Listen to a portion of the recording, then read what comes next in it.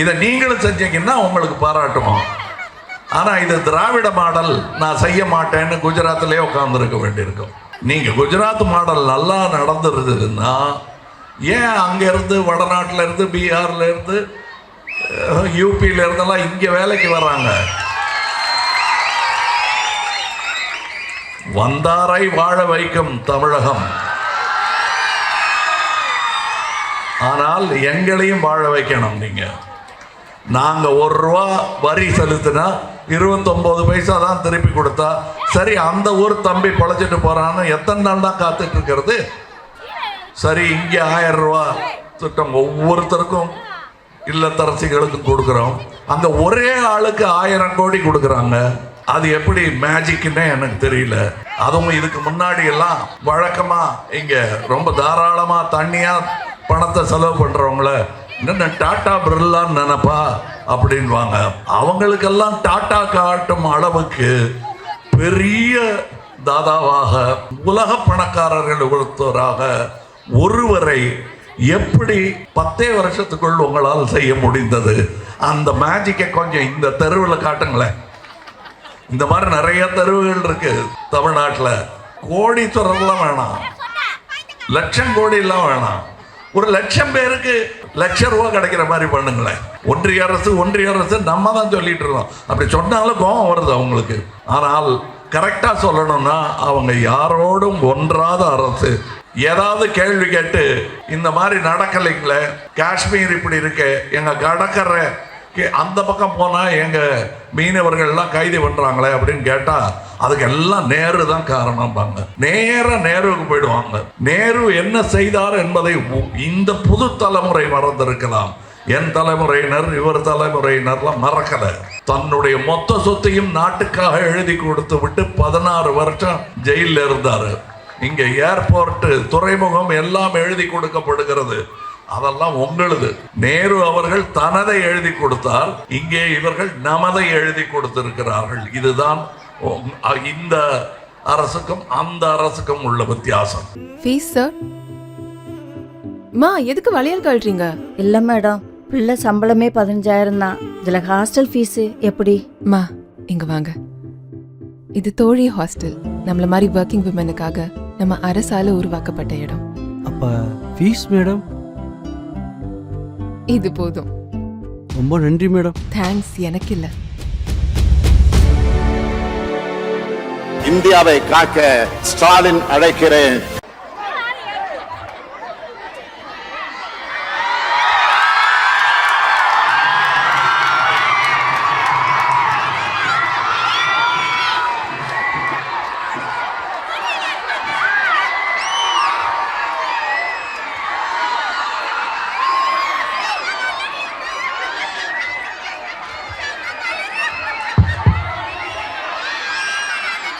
உயிரே, உறவே, தமிழே, வணக்கம். மேயர் பிரியா அவர்களே, இந்து சமய அறநிலைத்துறை அமைச்சர் மாண்புமிகு திரு சேகர் பாபு அவர்களே, சேகர் பாபு அவர்கள் என்று சொல்லும் போது பக்தர்களுக்கு எதிரான கட்சிங்க இது அப்படின்லாம் சொல்லுவாங்க. அவர் ஆளை பார்த்தீங்கன்னா தெரியும், அவரே ஒரு பெரிய பக்தர். ஆயிரக்கணக்கான கோவில்களுக்கு குடமுழுக்கு செய்தவர். கோவில் சொத்துக்களை மீட்டு தந்தவர். கொரோனாவில் தொகுதி மக்களுக்காக பேருழைப்பை கொடுத்தவர். திருவிக நகர் சட்டமன்ற உறுப்பினர் தாயகம் கவி அவர்களே, இங்கே உங்கள் முன் வந்திருக்கும் சகோதரர் தயாநிதி மாறன் அவர்களே,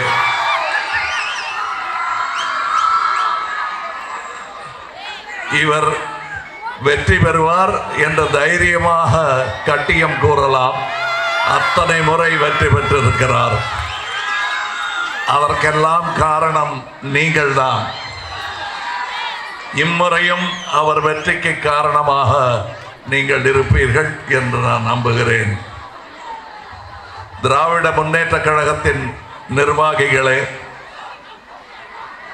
இங்கே வந்திருக்கும் கூட்டணி கட்சி தோழர்களே, காங்கிரஸ், மதிமுக, விடுதலை சிறுத்தைகள்,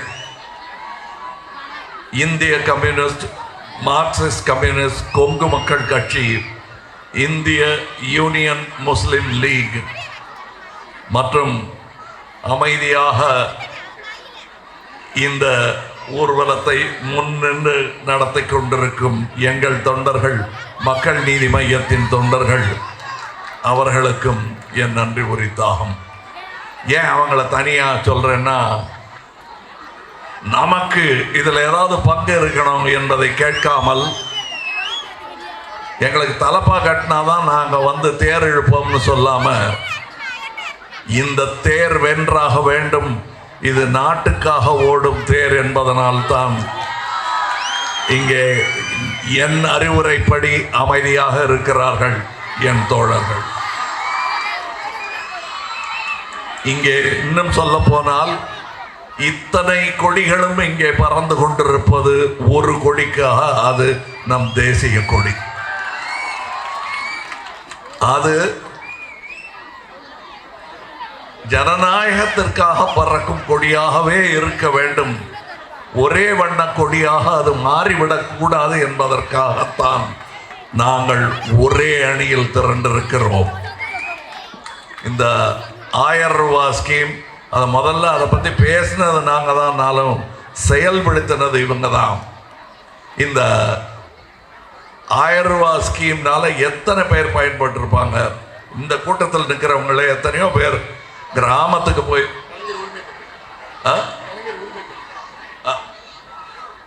அது அது அது வந்து இந்த 1000 ரூபாய் எல்லாருக்கும் உண்டு என்று கொடுத்ததனால், ஸ்டாலின் அவர்கள் கொடுத்ததனால் எத்தனை தாய்மார்கள், நான் என் சொந்த ஊருக்கு போய் ரொம்ப நாள் ஆச்சு, ஆனால் யார்கிட்ட போய் பணம் கேட்கறது தெரியல. ஏற்கனவே சிக்கனமாக நடத்திக்கிட்டு இருக்கேன் குடும்பத்தை அப்படின்னு நினச்சவங்க, அல்லது பேர பிள்ளைக்கு சைக்கிள் வாங்கி கொடுக்கணும் அப்படின்னு நினச்சவங்க, அவங்களுடைய சின்ன சின்ன கனவுகள் எல்லாம் நிறைவேறுகிறது. கலைஞரின் உறுதி திட்டம் போன்றவைகள். இதில் என்னமோ திராவிட மாடலை கிண்டல் அடிக்கிறாங்க. நான் சொல்லுகிறேன், இப்பொழுது மதிய உணவு திட்டமாக இருந்ததை காலை உணவாகவும் மாற்றி, தம்பி நல்லா சாப்பிடு, நல்லா படி என்று சொல்வதற்கு ஒரு முதல்வர் இருக்கிறார். இந்தியாவின் முதல்வர்களில் அவர் முதல்வர் என்றால் அது மிக இல்லை. அது ஏன் சொல்றேன்னா, இதை செய்த எந்த முதல்வருக்கும் பாராட்டு உரித்தாகும். இதை நீங்களும் செஞ்சீங்கன்னா உங்களுக்கு பாராட்டுவோம். ஆனால் இது திராவிட மாடல், நான் செய்ய மாட்டேன்னு குஜராத்திலே உட்கார்ந்துருக்க வேண்டியிருக்கும். நீங்க குஜராத் மாடல் நல்லா நடந்துருதுன்னா ஏன் அங்கேருந்து வடநாட்டில் இருந்து, பீகார்ல இருந்து, யூபியில இருந்தெல்லாம் இங்கே வேலைக்கு வர்றாங்க? வந்தாரை வாழ வைக்கும் தமிழகம். ஆனால் எங்களையும் வாழ வைக்கணும். நீங்க நாங்க 1 ரூபா வரி செலுத்தினா 29 பைசா தான் திருப்பி கொடுத்தா சரி, அந்த ஊர் தம்பி பழச்சிட்டு போறான்னு எத்தனை நாள் தான் காத்துட்டு இருக்கிறது? சரி, இங்கே 1000 ரூபா திட்டம் ஒவ்வொருத்தருக்கும் இல்லத்தரசிகளுக்கும் கொடுக்குறோம். அங்க ஒரே ஆளுக்கு 1000 கோடி கொடுக்குறாங்க. அது எப்படி மேஜிக்னே எனக்கு தெரியல. அதுவும் இதுக்கு முன்னாடி எல்லாம் வழக்கமா இங்க ரொம்ப தாராளமா தண்ணியா பணத்தை செலவு பண்றவங்கள என்ன டாடா பிர்லான்னு நினைப்பா அப்படின்வாங்க. அவங்களுக்கெல்லாம் டாடா காட்டும் அளவுக்கு பெரிய தாதாவாக, உலக பணக்காரர்கள் ஒருத்தராக ஒருவரை எப்படி 10 வருஷத்துக்குள் உங்களால் செய்ய முடிந்தது? அந்த மேஜிக்கை கொஞ்சம் இந்த தெருவில் காட்டுங்களேன். இந்த மாதிரி நிறைய தெருவுகள் இருக்கு தமிழ்நாட்டில். கோடீஸ்வரர்லாம் வேணாம், லட்சம் கோடியெல்லாம் வேணாம், ஒரு 1,00,000 பேருக்கு ₹1,00,000 கிடைக்கிற மாதிரி பண்ணுங்களேன்.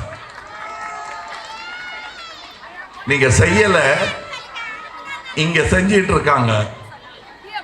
இதைத்தான் நான் சொல்றேன். இங்க ஃப்ரீ பஸ் பாஸ் கொடுக்கறாங்க. இந்த திட்டம் இந்தியா பூரா வந்ததுன்னா உலகத்தை திரும்பி பார்க்க வைக்கும் இந்தியா. இப்பொழுது தமிழகத்தை திரும்பி பார்த்தே ஆக வேண்டும்.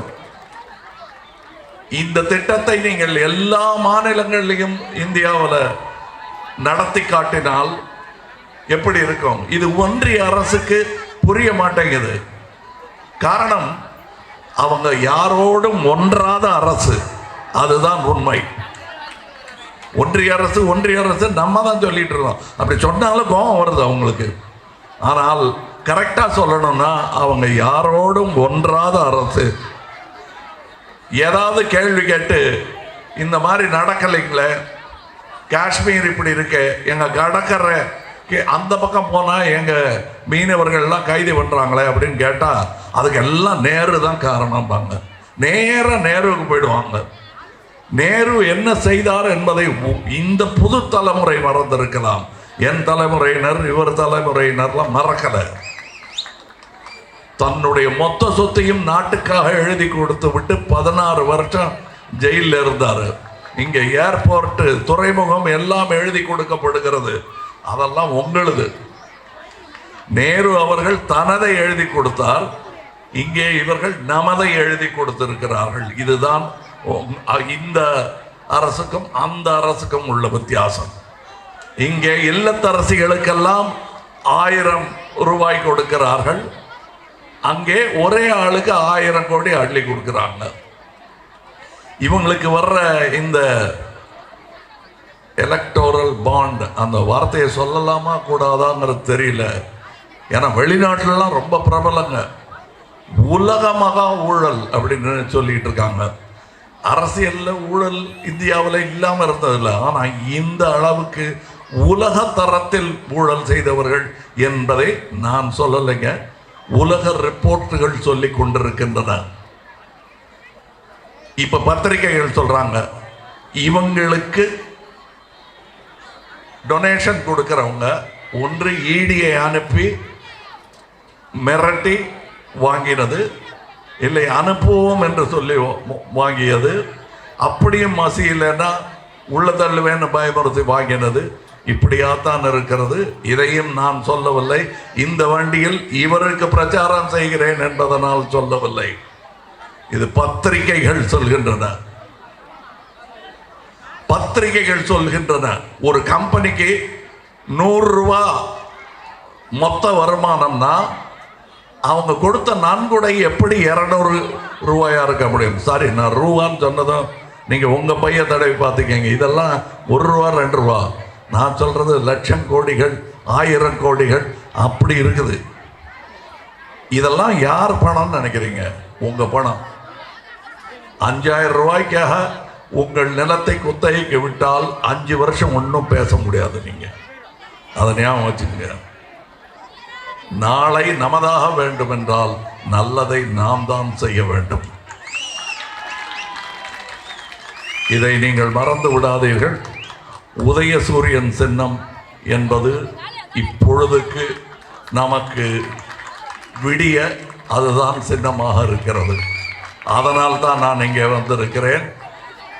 உங்களுக்கு என்னங்க போன வாட்டி விமர்சனம் பண்ணுறீங்களே அப்படின்னா, நான் விமர்சனம் பண்ணுவேன்.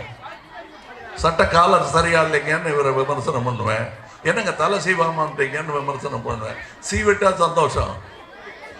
அதை செஞ்சிருக்காங்க. 1000 ரூபா கொடுத்தா நல்லா இருக்கும்னு சொன்னா அதை செஞ்சு காட்டுறாங்க. அதனால் இங்கே இருக்கிறேன். எனக்கு பாரபட்சம் கிடையாது. நான் சென்ட்ரிஸ்ட்.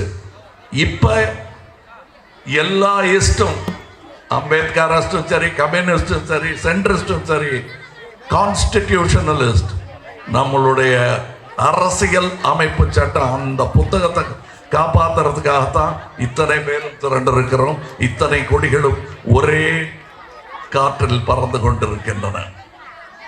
தயவு செய்து இந்த தருணம் இந்தியாவின் சரித்திரத்தை மாற்றி அமைக்கும் தருணம். அதில் உங்கள் பங்கு இருக்க வேண்டும். அதை மறந்துடாதீங்க. அதுக்காகத்தான் நான் இங்கே வந்தேன். எனக்கு என்ன லாபம்னா உங்க லாபம் தான் என் லாபம். 60 வருஷமா அப்படித்தான் நான் வாழ்ந்துட்டு இருக்கேன்.